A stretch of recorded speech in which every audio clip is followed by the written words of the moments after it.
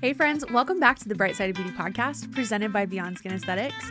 If you are watching this on YouTube or on Spotify, then you can see we are in a brand new studio today.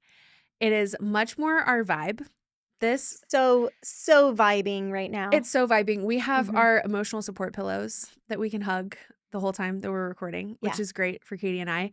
We can just be comfy cozy, and that's definitely our vibe in general in life is like we just show up the way that we are. Absolutely. That's how you get us. Whether we're supposed to be formal or informal, you're getting informal. Yeah. So welcome to the crap show. I'll bleep myself.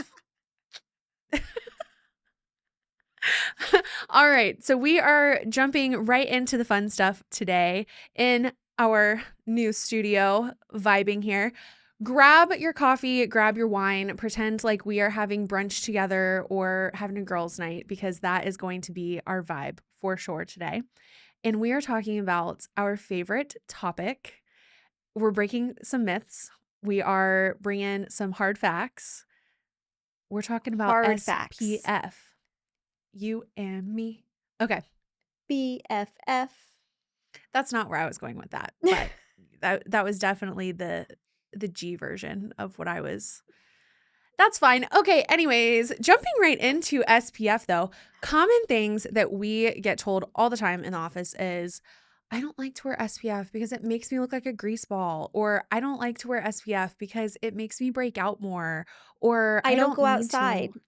I don't go outside. I'm not even by the windows. I sit in my dark dungeon of an office all day long, so I don't need my SPF. Yeah. Lies. All lies. False. So we're going to break it down today. Let's just start with the SPF makes me look like a grease ball. SPF makes me break out side of things. Yeah. What SPF are you using? Well, that's a great first question, right? Clearly, you're not using color science because there are 5 million different finishes that you can use in that sense. And no, it does not make you look like a grease ball. It does not. Not if you're using the right one. So then is it mineral or a chemical sunscreen? Yeah.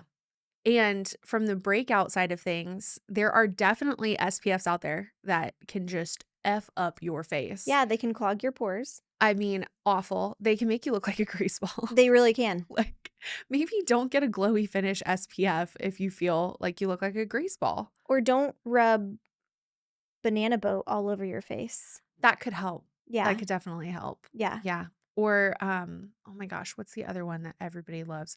Australian Gold. They have this bronzing like spray mist guy. Yeah, that used to be like the thing. With the 4 SPF.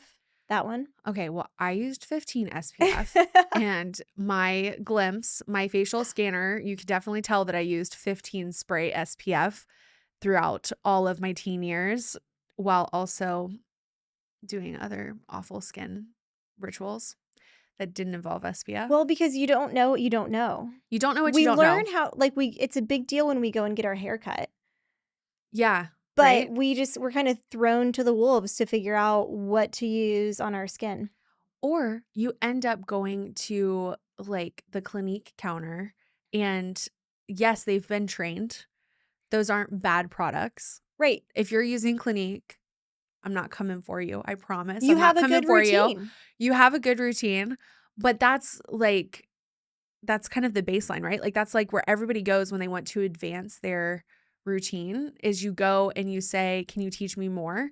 And you are just taught that one specific line from somebody who is taught the marketing lines. Correct. Not what's actually going on beneath the surface. But you're given a protocol. And so if you can follow a Clinique protocol, then you can follow the Delaney and Katie protocol.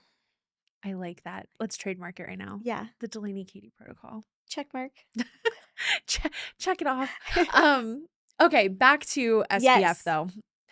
Squirrel moments. This is what's going to happen. You would think that we were having a wine night. We are not. We are not. We're just hanging out They're with our empty. wine glasses here. Empty glasses. Back to SPF though. So that starting point, circling back here, asking, is it chemical? Is it mineral? Big question. What's the brand? What's inside of it? We have to look at the ingredients. If you are not looking at the back of your product, then we need to teach you how. We don't expect everybody to be able to just look at the back of their products. Well, 1,000,000%. and because when you look at the products, you might think that this big, 3-worded name, you have no idea what that is, and then it ends up being something simple. So you're getting the scientific name on the back. Yes. But we may call it something else. So then we can help you read those labels. Or even worse, the hidden name for it. You get a code word scientific name that is actually a hidden ingredient of some sort inside of it. There can be one thing where they slightly change the verbiage on it so that it's just a little sneaky guy in there. And then that is... Whoop, slipped right in. Slipped it right in. And I think that finish is absolutely a big topic when it comes to the look and feel, of course. But even ingredient wise, like if you get something because it says glow on it, I think everybody, maybe not everybody will know what I'm talking about, but there is a glow SPF that people are absolutely obsessed with. And then they come in and they're like, I love that this makes me look like I have glassy skin, but I feel like I'm breaking out. Is it this XYZ skincare product that we just added to my routine? No, it's the sunscreen. And it is because there are those hidden things inside of it. Yeah. It's because to get that finish, there are certain ingredients involved. But at the base, it doesn't seem like it's that bad. And I hear all the time too, yeah, but I'm using a mineral SPF. So Katie, are there truly, like if you were getting a SPF at say Sephora and it says mineral, are they always just mineral? No, they are not. What can happen to the SPF? All right, guys, here we go. We're just going to dive in. Well, I think, they can add additional things, but I'm probably going to sidebar here, right? Story of our lives. Mineral SPFs, they aren't all created equally. Yeah. Right? And so when you look at true mineral SPFs underneath of a microscope, is it all even? Does it look like a wiffle ball? Or does it look like a lacrosse ball? Heather Goodchild, we love you. Thank you so much. Oh my gosh. The love of our lives. But Heather so, Goodchild certain bacteria can get in there. It's about the packaging. Does it have zinc oxide in it? Is it going to be antibacterial, antimicrobial, antifungal? Is it oxidized before you even get it? Bum, bum, bum. Did you leave it in your car? Hard hitting right there. Did you leave it in your car all summer long? I have a purse sunscreen in the summer. I don't have a car sunscreen. In the summer? Yeah, in the summer. In the winter, we have a different storyline here. Definitely a car sunscreen. Yes, but during the summer, you have to have a purse sunscreen. Yeah. I think, again, going back because we have all these squirrel I know, moments. sorry. I just went on a whole... No. I love this. I love exactly where this is going. So when you talk about like, my sunscreen is breaking me out, is it antibacterial, antifungal? Is it helping to cut inflammation and kind of like heat in your skin in a sense?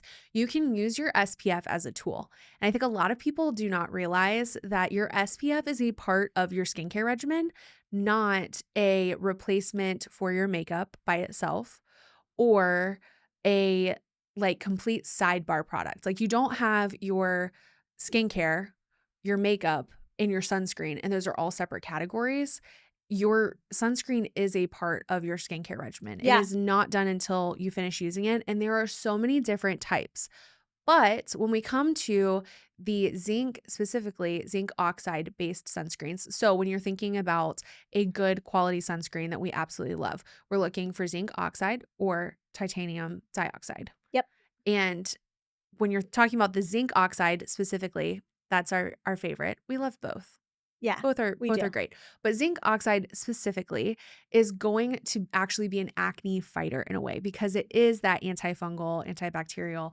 It's just going to go in there and skirt it all out, basically. Dry it all up. Think of it as like and you can kind of use it as a dry shampoo in a way too, especially like in your hairline. If you get oily during the summer, you can just pat a little bit of your sheer SPF in there as a dry shampoo. But think of it like a dry shampoo for your pores. You got to have something that helps with soaking everything up I love before that. you can wash your face, right? Dry shampoo for your pores. It's a dry shampoo for your pores. Who doesn't want that? I know, right? And when we're going sideways with that, because we just are going to swervy curvy. That's just how we communicate over here. So when you think of sunscreen, traditionally you think of a liquid sunscreen of some sort, right? Yes. Or a spray sunscreen of some sort. There are powder sunscreens out there. I think that they are becoming a lot more mainstream popular. I see a lot of brands out there that have like the sunscreen brushes. And I get a lot of questions over what's the difference between, say, like the Color Science sunscreen brush and the Zeo Skin Health or this Sol that's like the big body. Have you seen those? They're like SOL? So cute. Yes. The Sol. So it's SOL sunscreen brush. They look like giant Buki brushes. They kind of look like the Color Science brush, but make it like 4 times as big. It's real fat in the top.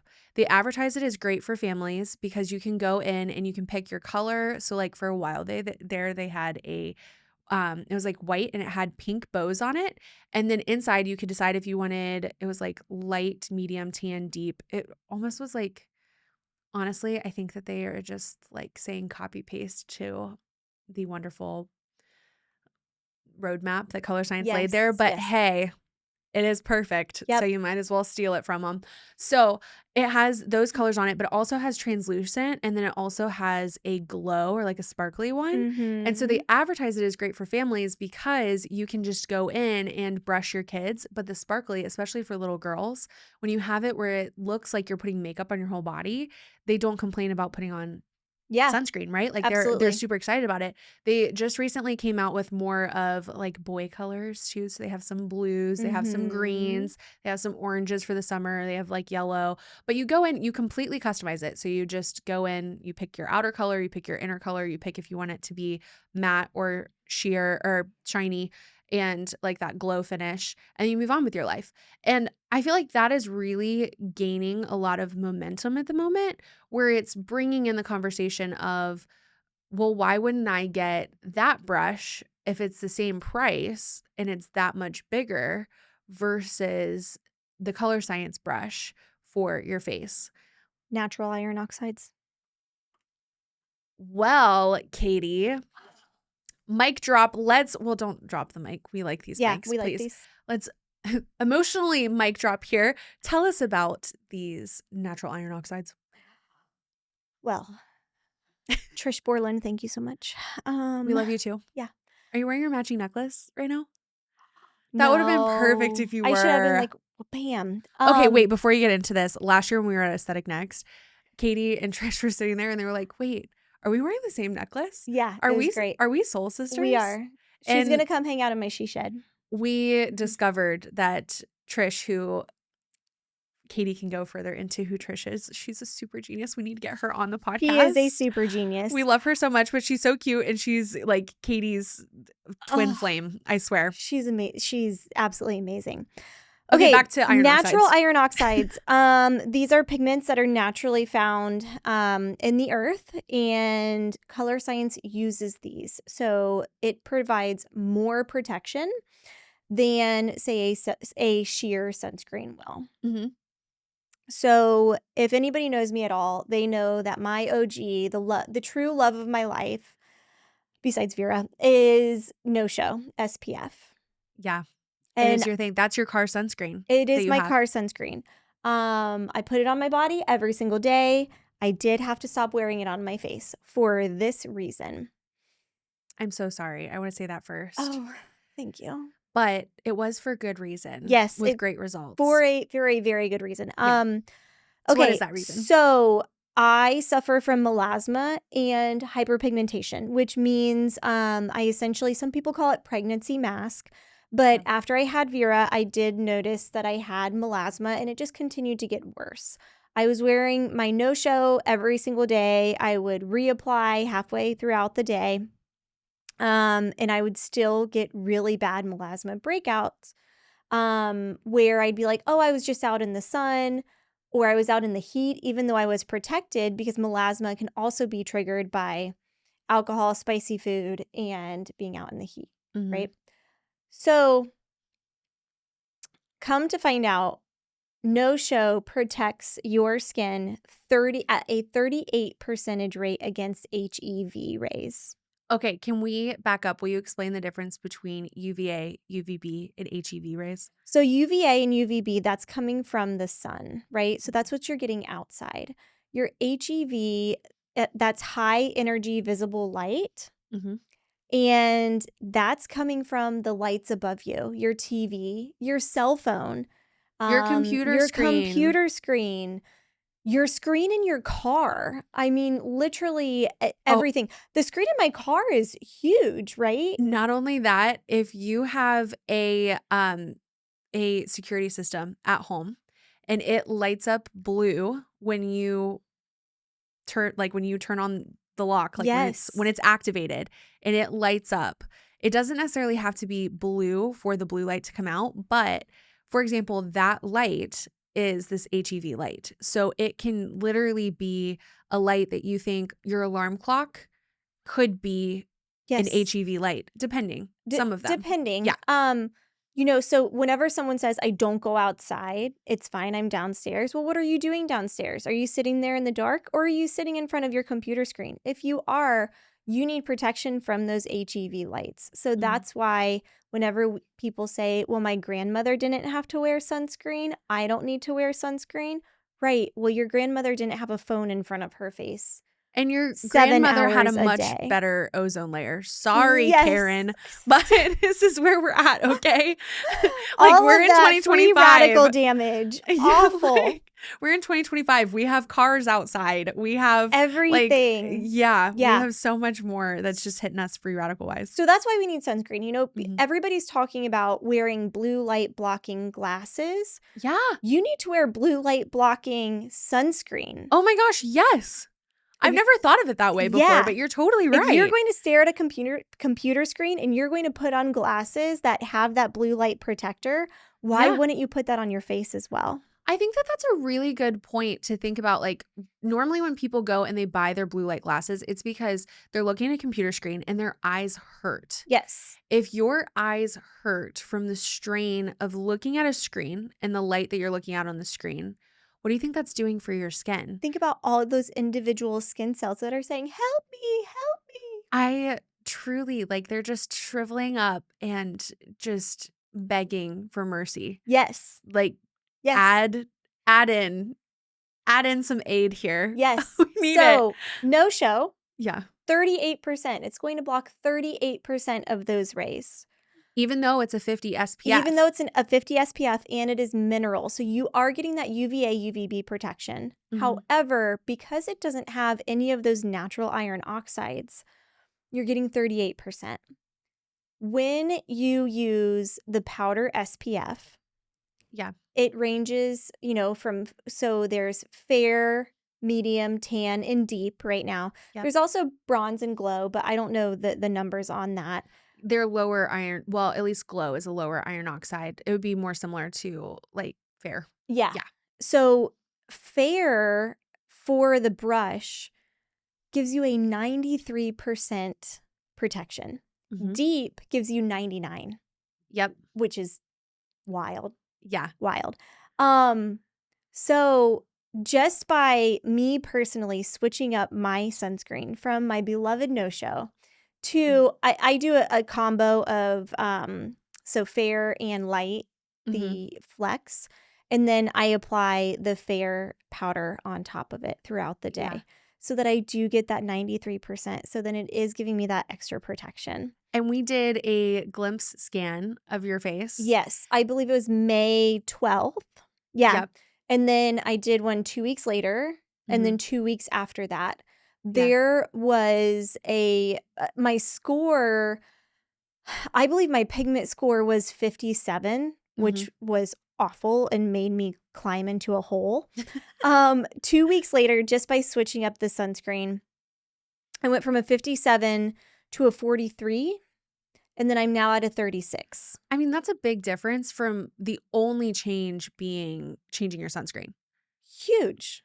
Like, that is such a simple thing. And it wasn't even that, like, you weren't wearing sunscreen and then you started wearing sunscreen. It was literally just going from a sheer to a tinted or an iron oxide rich sunscreen. Yes. And I think that that also goes to say that it is a part of your skincare regimen.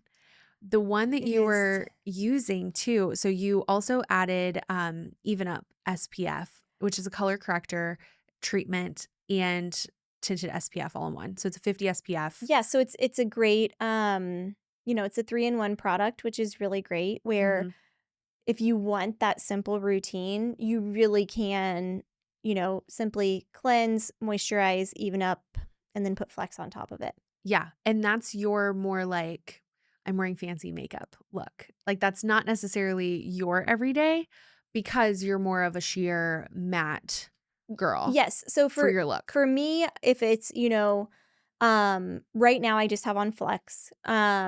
If I am going to be outside paddleboarding, walking, or I need a little bit more coverage, that's when I will add Even Up.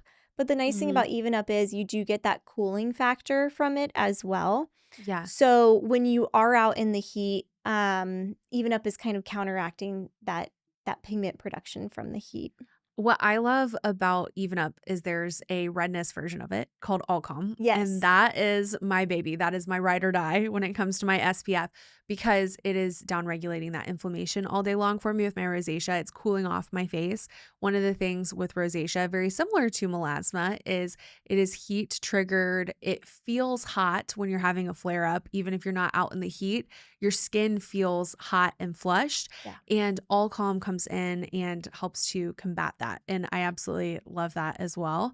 And So because great. it's color corrector, it's nice too. So if you're having one of those self-conscious days where you're like, I just want to conceal and not feel, this is the product for you, right? Like, they are the conceal, don't feel. Yes, they're the products. conceal, don't feel. So then you're feeling better about it, but then you're also getting the benefits from it as well. So it's not just Yes. concealing and giving you protection, it's actually treating as well. Yes. And I think that Huge. that is a huge, because I think price point always comes to question, right? Yeah. Like, people always say like, oh my gosh, this is I think it's $155. Yeah. Why is this sunscreen $155? It's because it is also a treatment serum at the exact same time. You are doing so many things at once. Whereas with your Face Shield Flex, you're getting those iron oxides, you're getting that pigmentation to help blur out anything that you have. It's like a makeup replacement in a way. It's almost like a CC cream replacement where you're getting more bang for your buck in that sense. But it doesn't have a treatment serum that is actually able to deliver down into your skin and work all day long. It's just protecting your skin and looking like a beautiful finish. So that's where that price difference really comes in. So when you're thinking about it, instead of buying 2 separate products or 3 separate products in some cases, you're not buying your rosacea treatment serum and your sunscreen separate. I mean, you also should be. Yeah. But if you want to, that's an option. Yeah. But if you want to combine, you can. Well, so there is that one color corrector that's green. Yes. Like a makeup color corrector that's green? Yeah. Yes. And it counteracts the reds. The red. Yep. But that's all it's doing. It's literally just color correcting. Yeah. That's it. It's kind of like the pigment color corrector that's orange. Yep. It's literally just blocking out those browns in your skin. Yeah. It's not doing anything except for just literally blurring it out. Yeah. Whereas what if you could have something that does that plus is a treatment serum? You're actually getting that clinically backed change in your skin. Yeah. Plus you're getting the protection from future damage. It's a triple threat. It truly is. Yeah. We're all about triple threats in our life. Yeah, it is one of the best 3-in-1s. Which I think, because going back to SPF, we also hear a lot of times, oh, I don't wear sunscreen because it's in my makeup. Oh my gosh. Yes. Yeah. All the freaking time. Well, Shannon, if your name is We have Shannon, I'm Shannon so and sorry. Karen. I know.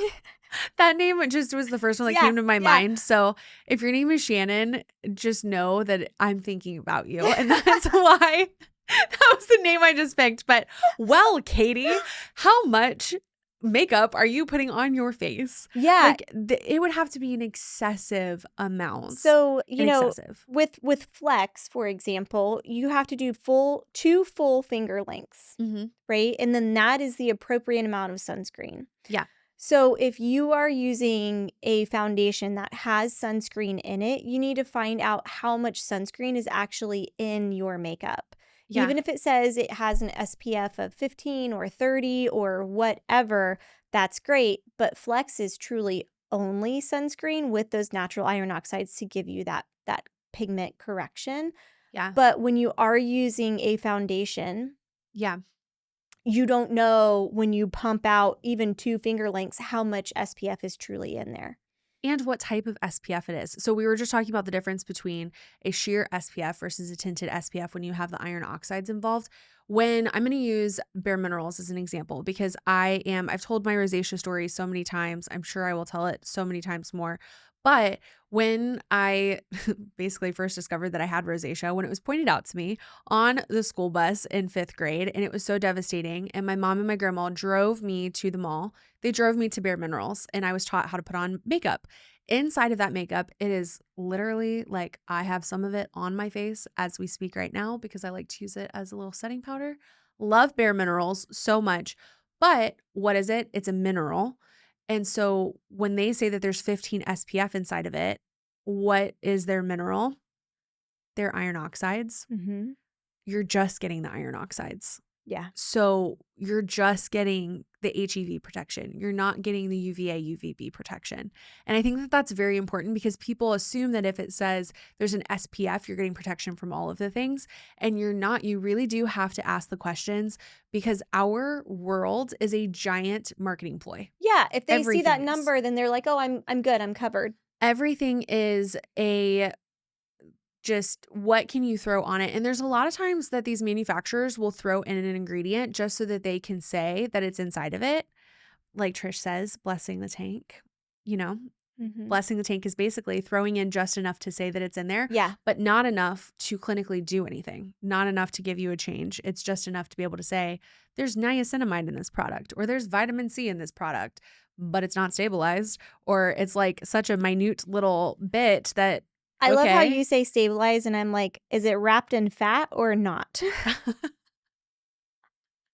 Okay. Speaking of vitamin C. Vitamin C. Okay, I have a question. So we have talked a lot about mineral sunscreens. Yeah. Because we love color science. Of course. But what about chemical sunscreens? So chemical sunscreens are a really big question of, okay, why should I use a mineral sunscreen over chemical sunscreen? Are chemical sunscreens the devil? Like, are they just like the worst thing ever? That my mom is so going to yell at me for saying that word out loud. I don't know if y'all have moms that are like, you can't even say the word out loud, but she is. Like, she's like, you are welcoming it into your vicinity. Anyways, sorry, Kim Poor, that I just said that out loud. Anyways, chemical sunscreens. No, they are not the worst thing ever. Katie is famous for saying this, but any sunscreen that you are willing to wear is a good sunscreen. Yeah. There are just like good, better, best. Yep. Type levels with it. I think that the difference between are you using a chemical sunscreen or a physical sunscreen / mineral sunscreen really comes down to your skin, what you're willing to use, and the effects that's really having in the long haul. For me, with rosacea, using a chemical sunscreen is like the worst thing that I could use sunscreen-wise. Yes. So rosacea and melasma / hyperpigmentation, because your skin absorbs those rays, whether it's the HEV or the UVA, UVB, and then it encapsulates that free radical damage, right? And then you have to get rid of it. Where a mineral sunscreen is going to bounce everything off. It's truly like your shield of armor. Yeah, it really is. I love that analogy too. Yeah, you got to put your shield up. You're just our analogy every day. queen over here. gotta put your shield up every day. Yeah. Use your dry shampoo on your pores. Yes. You gotta do all these things. I love it. But that's very true. You just have to look at what your skin is like and make the decision that is best for you. But if you were not wearing any sunscreen at all, a chemical sunscreen would absolutely be the best option versus none. Absolutely. So there's just levels up, and the more you know, the better you can do with things. And that is really why we wanted to sit down today and just go into all these things, because we get asked these questions all the time. All the time. Like all day, every single day. And you just hear us yelling back and forth down the hallway of, Katie, come show me your face. Or Delaney, come and color match. And it is definitely a passion of ours. We will continue to do so all day, every single day. If you have questions, of course, shoot us a DM or give us a call. We do virtual consultations too. So if you're not local to Columbus, no worries. We got you. Just, reach out to us. We have an online booking link where you can actually book your virtual consultation online, or you can, of course, shoot us a DM, send us a text message, give us a call. We can get you set up that way. Katie and I are pretty much available. I hate to say it, but around the clock, you can reach one of us. One of us is almost always awake at this point in time. Yes, that is true. So we say around the clock, we really do mean like 365. Yeah. 24/7. Like, you may get a 3 a.m. response. Yes. You just never know. It depends on if Petunia's up or Easton's up, or if we just have insomnia. Yep. So all the above. Yes. Yeah. Reach out to us if you have questions. We also are people that love to get into the nitty-gritty of the science. So if you have a question about something and we don't know about it, I guarantee you we will figure out the answer for you. Yeah, we will find that out. We will absolutely find that out. So, of course, reach out to us in all of the normal ways. You can follow us on Instagram at Beyond Skin Aesthetics, or you can follow me on Instagram at Skin by Delaney Danielle if you're not already. Our phone number is going to be down in the show notes. As always, you can reach us there. And if you have any other questions, please shoot them our way too. Yeah. We're going to make this like a residential part of the podcast. We're going to do some Q&As and stuff, and you're just going to catch us all the time. Katie's the guest that's not a guest. Like we're the solo because we just function as one. Yeah. So this is a solo episode brought to you by both of us today. All right, guys, we love you so much. I normally ask you what is beautiful to you, but I've already asked you before. Do you have something that you want to say today? You know what? I was thinking about that. I was like, oh my gosh, am I going to have to say that? And I've said, 2 different things before, and I've tried to mix it up. But I think the most beautiful thing to me, see, I always get like emotional, is when Vera Rose is sleeping in the morning and she just looks so angelic. And she has the cutest little button nose. And I have so many pictures of her sleeping because I think that she's like, Mom, that's really creepy. But I have a whole, she was gonna say I have a whole album of her just sleeping, like just so, and she always has her arms up, and I just see her cute little button nose, and I'm like, oh, that's the most beautiful thing ever. And you go back to her when she was like Easton size sleeping too. I think that has been one of the most emotional things for me, like having Easton. Now I'm going to cry because I just go back to when Vera was that little, and I think that it's beautiful being able to do life with people. Yeah. And that's something, I can't even look at you right now as I say that, but that's something that we've been able to do, is do life together. And now to see Vera do really what I was doing when Vera was that little is so emotional. And I swear I see a baby holding a baby when she's holding him. Like it is just, it's so beautiful and tragically thrilling all at the same time. Yes. I don't even know another way to put it other than like happy and sad at the same time. Yeah. Anyways. That's why you have to start an Easton sleeping album. I do. I have a lot where he does 2 arms up. I feel like Vera's like a 1 arm up. She's a 1 girl, arm. Yeah. And Easton's a frogger. Like, he's just like straight up. He honestly fits like perfectly into like those sleep sacks that go like each direction. Yeah. And that's how he was in the womb. Yep. And that is why my ribs hurt so bad. When now I know. Now I know exactly what was going on. He kicks his feet and he has his hands straight up. So that's why I always had to pee and my ribs hurt at the same time. But that's beautiful. So Vera Rose, as you listen to this, know that we think that you are the most beautiful thing on the planet. Wait, actually, last little drop here. Guys, we have candles now. Speaking of, and I literally have a tear that's running down my face right now. We have candles now, and they're very special to us because they are the most beautiful thing to us in a way. They're named after the most beautiful things to us. They are, yes. So we have 2 scents. Do you guys want to guess what they are? Guess what? It's Easton and Vera. Yep. We were going to do Rose because we call her Rose. However, we thought you guys might think that that was rose scented. Right. And it's not. Yeah. We didn't want to throw you guys off. I think it does have a tiny bit of rose in there, but not enough where like it's like a rose scent necessarily. Yeah. So the reason that we really were like, okay, we're going to do candles is because we always get asked what scents we have in our office. Mm-hmm. And we have 2 scents that we rotate through.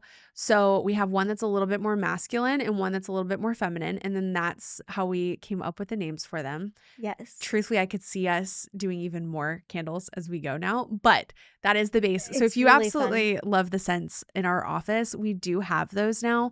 We don't have them on our website, but we do have them in office. And we can go over what those smell like with you later too. They are very similar. So the diffusers that we have are, they're not from the hotel collection of what is that brand, whatever that diffuser brand is. Oh, yeah. We don't even need to say their name. No. Highly don't recommend. But these were customized scents that we were like, we like this. We like these 2 scents, and how can we create this scent? How can we make it something that is a little bit more unique to us and no one else can have? Yes. And that's what we have. And we have it. So now we have an Easton and we have a Vera. Yes. I still want to say an Easton and a Rose. I know. It just works. But okay, guys, get yourself a candle. Yes. Reach out to us. Drop us even more questions because we're going to keep coming back and doing all more of these. And we love you guys so much. We'll see you next time. Bye. Bye.